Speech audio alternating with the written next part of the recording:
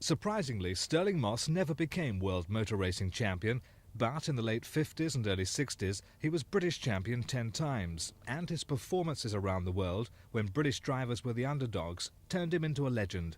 It all came to a near tragic end on Easter Monday 1962. He crashed at Goodwood. He was left in a coma for a month and paralysed for 6 months. Now at 57 he's back in competitive racing for the first time. His famous lucky number 7 though is left on the day car.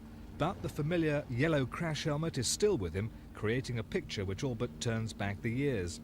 He bought the Elva Mark 7 BMW for £30,000 and he's entered it in the historic Sports Car Championships. Race 1 is at Brands next month.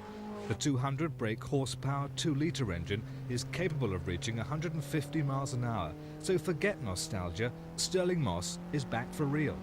I miss the thrill, I miss the action and the excitement and the atmosphere, you know. I mean, I go to Formula One races and enjoy them, but it isn't quite the same thing if you're not actually getting in the car and driving it. It nearly took your life, of course. That doesn't concern you when you get back behind the wheel? No, I mean, obviously one doesn't. I mean, it concerns me, but not because of the cars. I mean, I'm concerned it nearly took my life because it was a bit of an annoying thing. I had to work for a living instead of playing with motor cars.